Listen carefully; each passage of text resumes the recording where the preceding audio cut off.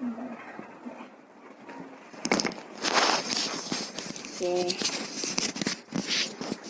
Bismillahirrahmanirrahim. Assalamualaikum warahmatullahi wabarakatuh. Nah, bersama saya Ratna Juwami, saya akan mencoba menyampaikan materi perkuliahan pendidikan multikultur untuk lingkungan mahasiswa STAI Al-Musdariyah. Jadi baru ketemu secara virtual kita ya, belum bisa bertemu secara langsung, tapi ya tidak apa-apa ya, tidak mengurangi semangat kita untuk tetap belajar atau memperdalam materi kita di semester ini. Nah, jadi setelah kemarin dibagikan silabus, mudah-mudahan bisa dipahami ya. Dan di sini ada yang baru bahwa Ibu mewajibkan kepada mahasiswa untuk mengikuti dalam satu semester, jadi sebelum kita pertemuan ujian, mahasiswa diwajibkan mengumpulkan tugas dalam bentuk dengan mengikuti webinar atau seminar, gitu ya, dan memiliki sertifikat. Nah, atau sertifikat. Nah, jadi dalam pemenuhan tugas itu dosen memfasilitasi webinar yang akan diselenggarakan dan diikuti oleh seluruh mahasiswa. Jadi diharapkan nanti ketika webinar itu dilaksanakan, seluruh mahasiswa wajib mengikuti secara online webinar yang dilaksanakan. Nah, nanti absensi maupun sertifikat akan menjadi nilai tugas mahasiswa di semester tersebut. Nah, jadi nanti akan dilaksanakan entah mungkin nanti di akhir sebelum ujian UTS ataupun di tengah-tengah sebelum kita melaksanakan ujian. Jadi nanti kita lihat saja teknisnya, kesiapan dan lain-lain ya. Baiklah, kita mulai saja tentang materi kita kali ini, yaitu mengenai hakikat dan falsafah kebudayaan. Kenapa sih ini penting dipelajari dalam pendidikan multikultur? Ya, bagaimana kita mendalami kultur atau multikultur kalau kita tidak mendalami tentang falsafah gitu ya. Kenapa sih falsafah itu penting? Ya, falsafah itu dijadikan nilai atau dasar-dasar konsep, prinsip, azas gitu ya, dan seterusnya dalam mengembangkan tentang pendidikan multikultur itu nantinya. Nah, makanya pendalaman mengenai hakikat dan falsafah kebudayaan itu wajib diketahui sebelum kita melangkah ke pendalaman berikutnya ya, materi berikutnya. Baik, kita akan mulai. Apa sih itu budaya? Kebudayaan merupakan produk manusia. Oleh sebab itu, budaya adalah hasil kreasi manusia. Nah, kreasi itu bukan saja terkait dengan nilai-nilai estetis ya, nilai seni. Tetapi kreasi itu juga ada nilai-nilai kebaikan. Nah, itu juga budaya, itu kreasi. Misalnya adat Jawa, gitu ya. Bukan hanya pada tariannya. Nah, adat Jawa bukan hanya tentang tarian, cara jalan, berbicara, intonasi, gitu ya. Tetapi juga ada muatan-muatan nilai kebaikan di sana. Misalnya ketika orang berjalan mendongak gitunya, gitu tah, gitu. Biasanya kita kategorikan sombong. Biasanya. Kecuali orang yang tidak pernah menilai gestur seperti itu, atau tidak pernah melihat atau mengenali gestur seperti itu adalah sombong ya, pasti ya biasa aja. Tetapi bagi sebagian besar, dan kayaknya itu sudah menjadi nilai umum, biasanya kalau orang berjalan di tengah orang banyak dengan gestur yang gitu ya, mendongak, dapat kita kategorikan sombong. Tetapi lain lagi jika ada orang yang menunduk, tersenyum. Misalnya ada kata bilang, orang mah ya, sopan, nah, dan seterusnya. Ya, jadi ada muatan nilai-nilai dari perilaku itu menjadi konsep-konsep nilai kebaikan dalam ide manusia itu. Nah, itu tadi tata cara berpikir mengenai kreasi yang akhirnya melekat jadi konsep-konsep nilai kebaikan dalam diri manusia. Simmel menemukan budaya adalah polaritas kehidupan subjektif. Polaritas teh naon? Polaritas itu adalah suatu pergerakan terus menerus, tetapi dia menampilkan wajah atau bentuk yang konsisten. Gerakan itu kan kadang-kadang tidak selalu sama ya. Ada zigzag, ada oval, ada mungkin segitiga bentuknya. Tetapi dia akan membentuk suatu konsistensi, yaitu polaritas. Jadi bergerak, tetapi dia itu ada dalam suatu konsistensi yang tidak berubah. Nah, ini kata Simmel, budaya itu adalah polaritas kehidupan subjektif, pribadi manusia subjektif. Dan ketika proses terciptanya itu memuat nilai-nilai. Nah, nilai ini bukan dimaknai sebagai nilai dalam bentuk angka-angka, tetapi dalam misalnya nilai kehidupan, nilai spiritual, nilai kebaikan. Jadi lebih konteks pada ranah ini ya, sosial gitu ya, kehidupan pribadi seseorang, individu. Nah, kemudian universalitas adalah kata kunci dari terciptanya suatu budaya. Universalitasnya naon? Universalitasnya sesuatu yang umum, sesuatu yang di seluruh dunia itu diakui ya sama seperti itu. Contohnya kesetaraan gender, nah gitu ya. Bahkan di Arab sekalipun sekarang gitu ya, jika sebelumnya perempuan itu tidak diperkenankan naik mobil, tidak diperkenankan bekerja, tetapi gerakan-gerakan untuk memulai kesetaraan, bahwa aku juga manusia, aku juga ciptaan Allah dan berhak diperlakukan secara sama dalam hal misalnya melindungi diri sendiri, mencari nafkah. Nah, itu nilai-nilai universal. Jadi ada rasa tergugah gitu ya di seluruh kalangan, misalnya bukan wanita di Arab saja, misalnya bahwa di kita juga diakui bahwa ya kalau misalnya wanita bisa, kenapa enggak, misalnya gitu ya, itu universal. Atau misalnya universal itu KDRT itu tidak dibenarkan dimanapun. Nah, gitu. Jadi ketika salah satu pasangan menyiksa pasangannya yang lain, itu tidak bisa dibenarkan dalam bentuk apapun kecuali perlindungan diri, gitu ya. Nah, itu tadi universalitas. Jadi nilai-nilai yang sudah berlaku umum. Contoh lain, menyiksa binatang. Nah, itu juga jadi nilai universalitas. Itu tidak ada di belahan dunia manapun yang menganggap bahwa menyiksa binatang itu sesuatu hal yang manusiawi, yang itu naon gitu. Kayaknya enggak ada ya. Sesama makhluk hidup itu kita bisa merasakan bahwa binatang juga, mereka they have a right to live gitu. Mereka juga punya hak untuk hidup karena mereka diberi nyawa di dunia ini. Nah, jadi tidak bisa dibenarkan ketika makhluk hidup yang lain itu disiksa atas nama misalnya kesenangan dan hal-hal yang yang receh gitu, seperti itu ya. Itu tadi penekanan tentang universalitas.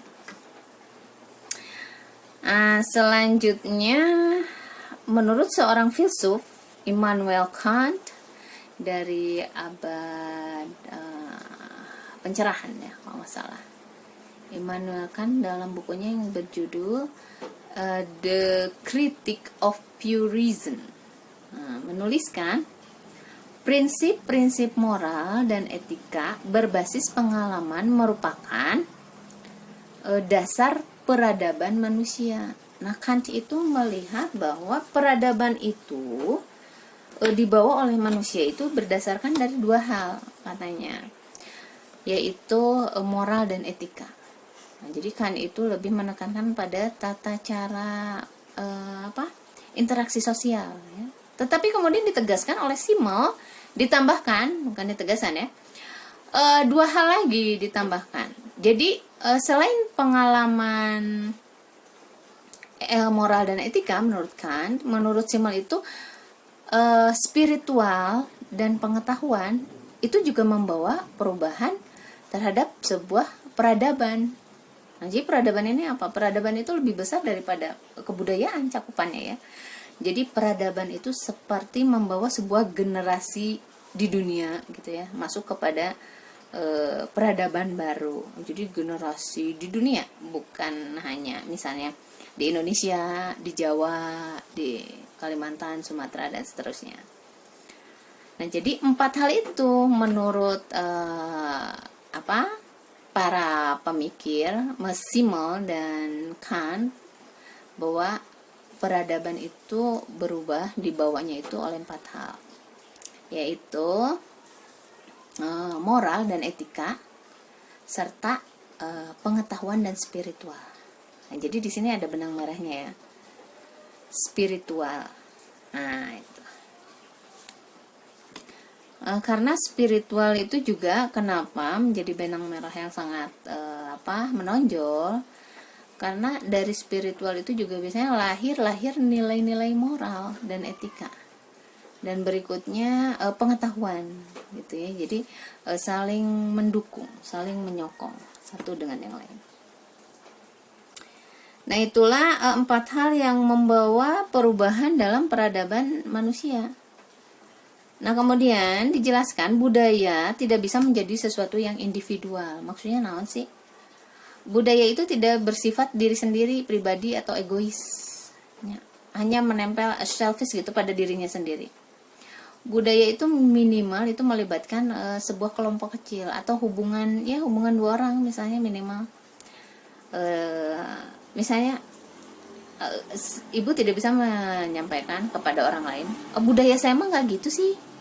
Nah, jadi tidak bisa dilekatkan budaya itu pada nilai-nilai individu, tetapi minimal harus pada sebuah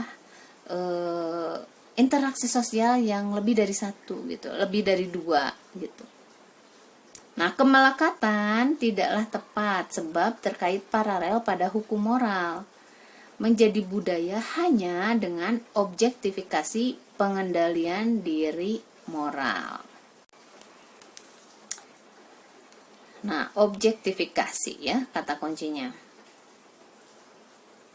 Dapat dikatakan budaya jika nilai-nilainya telah diserap oleh masyarakat, masyarakat menganut hukum objektifikasi secara natural agar dapat diterima oleh seluruh elemen masyarakat. Contohnya, orang yang baru pindah kerja, orang yang baru pindah rumah, orang yang baru saja masuk ke sekolah baru gitu ya. Dia tidak bisa songong namun kata anak SMA mah.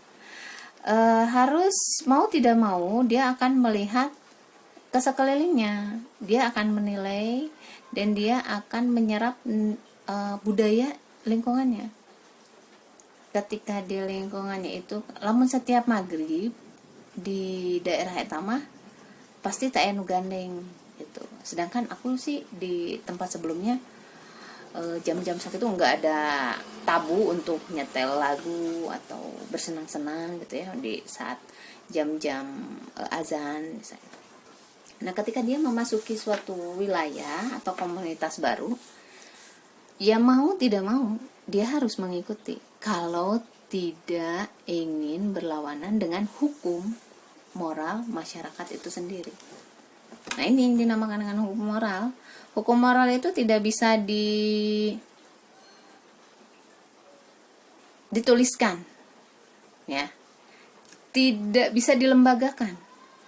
Tetapi hukum moral itu ada dalam abstrak itu tadi, konsep-konsep dalam pemikiran manusia. Meskipun tidak dituliskan, tapi orang tahu gitu. Eta teboga etika pisannya, nah, seperti itu ya. Jadi tentang nilai-nilai di suatu komunitas, masyarakat, dan seterusnya. Nah, kemudian dapat dikatakan budaya jika nilai-nilainya telah diserap oleh masyarakat, masyarakat sendiri akan menganut hukum itu secara natural dan alami. Ya, dia terima aja. Dia nggak mungkin melawan arus. Kalau melawan arus, dia mungkin mengukur resikonya. Nah, itu tadi hukum itu ya, hukum moral. Masyarakat dan budaya mewujud antara sintesis objek subjek aktif dan hubungan mereka. Pertama, nah ini simbol ya, jadi simbol yang menjadi dasar pemikiran dari hakikat atau falsafah budaya.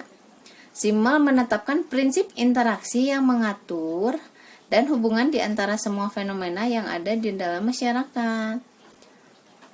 Kemudian subjek sosiologi bukanlah masyarakat sebagai objek, tetapi interaksi dan hubungan konstituen individu. Jadi ini lagi-lagi memang budaya itu tentang how to interact, bagaimana kita berinteraksi di dalam suatu masyarakat. Budaya itu ya. Budaya penting gak? Penting. Lamun kenal dengan budayanya, wah udah, kita cilaka, kita nggak kenal dengan lingkungan kita sendiri. Makanya diwajibkan kita kalau datang ke suatu tempat, ya kita mengetahui ini biasanya gimana ya, ini kalau buratnya ini biasanya gimana ya, ngasih nilainya ya, biasanya kan gitu ya, mahasiswa tuh meraba-raba, nanti sudah dicermati secara tekstual itu misalnya tinu silabus. Nah, coba dialami itu maksudnya apa, dirasakan secara real seperti ini. Oh, kuliahnya seperti ini, akhirnya kita bisa mengambil kesimpulan, oh itu ya. Dan kesimpulan itu pasti tidaklah sama ya, karena cara mengenali seseorang dengan orang lain itu pasti berbeda karena ada latar belakang masing-masing. Nah, jadi ini ditekankan bahwa budaya itu tentang cara kita berinteraksi sosial. Nah, itu yang harus digaris. Berikutnya, manusia merupakan bagian yang tidak hanya dari seseorang secara umum, tetapi juga individualitasnya. Jadi, ketika melihat manusia, saya menganggapnya sebagai pribadi secara umum dan juga individualitasnya. Hal a priori lainnya dirangkum dalam kalimat simbol. Setiap elemen kelompok bukan bagian masyarakat. Setiap elemen kelompok bukan bagian dari masyarakat. Tetapi di luar itu sesuatu yang lain. Jadi simbol itu merasakan betul ada perbedaan budaya antar satu kelompok dengan kelompok yang lain. Jadi budaya itu bukan rumit, tapi dialektis. Tetapi juga dia mewarnai budaya itu ya. Makanya suka dibilang akulturasi budaya, gitu ya. Betapa pentingnya kita mengenali budaya satu dengan yang lain agar agar dijauhkan dari pertikaian. Bagaimana juga Allah menakdirkan manusia itu dalam banyak ras gitu ya, dan latar belakang yang berbeda. Agar apa? Agar saling mengenali. Nah, ini ya, paling tidak konteksnya itu ada dalam budaya ini. Kemudian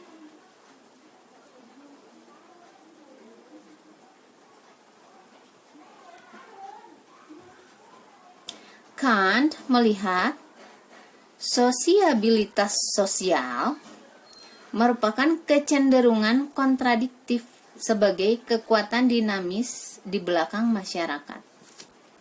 Jadi kekuatan sosial ini katanya juga merupakan suatu hal yang kontradiktif, akan dapat saling berlawanan.